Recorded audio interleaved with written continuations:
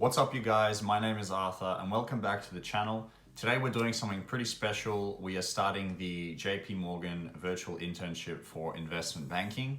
This virtual internship is particularly interesting to me because this is the field that I'm interested in, and I actually think this is what I know most about out of all of these virtual internships. From what I've seen so far, this seems super interesting. I think in task number 3, they even make you build a DCF model, which is essentially a way to evaluate a business. So just before we get started, the overview of the task is that we are advising a client on some potential business acquisitions that the client may make.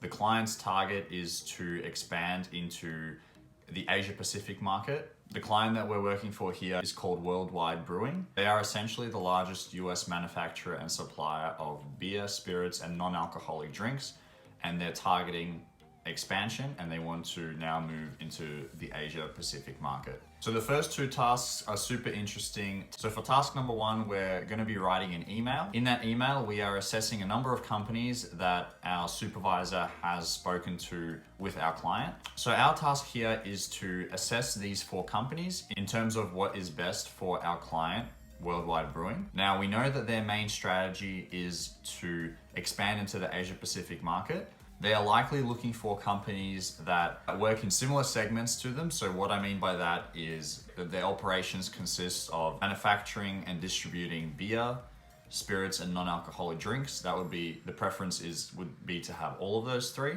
The other 2 aspects that we're looking at is how strong is their financial position, and also what kind of ownership structure do they have. Because in an M&A situation, that's really important. As we'll see in this task, some of these companies have more complex ownership structures, and that will result in a more complex acquisition, and it may not be feasible in the end. So for this task, I'm going to do this a little bit differently. I've already completed the first task, and rather than typing it all out, I'm actually just going to walk through it with you all, and I'm going to talk about each company individually and try to explain why this company is recommended or not recommended. So let's get started. So this is my Word document here, and as you can see, I've just filled in the top areas with Anna's name and just a quick description of what is in this email, which is my description and recommendations for the potential M&A targets for WorldWide Brewing. So when you open this up, you will see that Happy Hour Co has already been completed. So if you're unsure of what exactly is being asked of you, take a read of the description and the relevance column, and we're going to kind of follow this in our explanations in the next row. So we'll start off with Spirit Bay. Okay, so the key takeaways here is what I was saying before, that we see that Spirit Bay brews across the same segments. It is a leader in Indonesia, number 2 in Malaysia and Singapore. So we can see that it covers some of that Asian market, which is great. So that's already a good sign. So how I kind of assess the strong financial results is kind of a little bit subjective, but they've demonstrated to have pretty strong growth, so 40% from the previous year. And the current EBITDA is 400 million. So, you know, it's not small. So, and lastly, we're going to take a look here, which is the ownership structure. So we have a 60-40 split between a global sponsor and employees. So overall, this one was pretty simple. It meets most of the requirements that WorldWide Brewing would kind of be looking for. I think the key point here is honestly the strategy part, because all the other bits and pieces are kind of iffy. We'll see as we move on. So my final recommendation here is recommend. Now moving on to Hipster's Ale. So this one may start to seem... So Hipster's Ale is a little different. So here we see it operates in 2 segments. So we have beer and spirits, no non-alcoholic drinks. But again, the key here is that the strategic benefit that our client is looking for is moving into the Asia Pacific or Asia market. So, and by acquiring Hipster's Ale, it would achieve that. So we see there are it covers quite a number of countries: Malaysia, Singapore, Indonesia, Japan, so on. So that kind of works here. Okay, I said it has solid financials again, you know, showing 20% growth. The ownership is a little more complicated here. It's owned by 30 independent breweries, so this might make the acquisition a little bit more complex. However, in the end, again, that's kind of a small detail. I would still recommend this company for the client to take a look at. Now moving on to Bruco. Okay, so this one is the only one that I ended up saying do not recommend. Now the reason for that is because it operates in Malaysia, so which is very different from all of the others. So it's very centralized, only in Malaysia, consists only of manufacturing. So there are some problems in terms of the strategic approach. So straight away, that's kind of a red flag. Yes, they do beer and spirits, but they only do manufacturing. So that's a problem.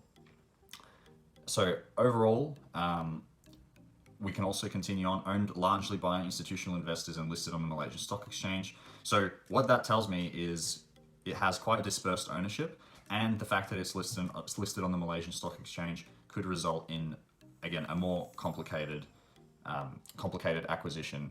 So overall, my recommendation here is do not recommend. Largely because really it doesn't meet any of the criteria. So this one was an easy one that they threw at us. They don't have to meet everything. I think the key point here is honestly the strategy part, because that's really the only reason you'll be acquiring the company. So don't think about costs or anything yet at the moment. That's the key part. Now, final company, once again, operates in basically the APAC region, a number of different countries here, very diverse, operates in similar segments. So this is excellent for, in terms of strategy. The operations here is not quite right because they only do wholesale distribution, which is okay because of the fact that they might be looking for, WorldWide could be looking to maybe just acquire, have a vertical acquisition here. So that's kind of okay. But the key thing here for me is that, again, they operate in a number of different countries. Now, the final section of ownership is one family, so rather simple acquisition there. So I think that one is appropriate to share and is also a recommend. So that's kind of my email here. Pretty simple for task 1. And now let me go into task 2. Moving on to task 2, it's kind of split into 2 parts. So the first part we're going to look at is the company overview slides that we are creating.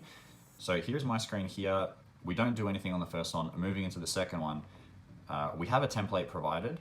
And what I would aim to do here is write up what this slide is really presenting in the top kind of subheader. So here I've got leading producer of beer, spirits, and non-alcoholic beverages in Singapore and Malaysia, growing current operations. So that's just like kind of very clean, very fast kind of summary of what this slide is trying to show. Now, as you can see, some of these things are missing, and I'm actually going to do that with you guys just to show you what I think is probably the best way to structure the response. Now here, for the overview, all this information is taken out of the handouts that were provided for us. So yeah, I think these are probably the key points that I would want to get across as we're presenting this to our client, which is WorldWide Brewing. All right, so as I open up the Excel spreadsheet, what we're going to do first is create a pie chart for the ownership breakdown. So we have Happy Family, which owns 60%. Then we have our family, which owns 20%. Oops, hold on. 20%. And co-family, which owns another 20%. All right, so that's great. And now I'm not going to bother with any headings, by the way, and you'll see why in a second. So I'm going to go in and create a donut chart. Okay, excellent. So now, if we just double click this, we can change some of the formatting. So for the donut hole, we're going to go 50%, makes it look a little nicer. We're also going to add some data labels. There we go. I'm going to edit them very quickly. We want to see category name. I don't want them separated by a comma. Let's just go, actually, can we go new line? Great, that works well. And we're also going to make this entire thing Arial. Nice. Okay, now we actually don't need this. We also don't need this. Now I'm just going to drag these out a little bit. Okay, and we do not need them either. Make this a little smaller. I want it to fit pretty nicely. Okay. Looks like Sorry, 1 second. We just want to extend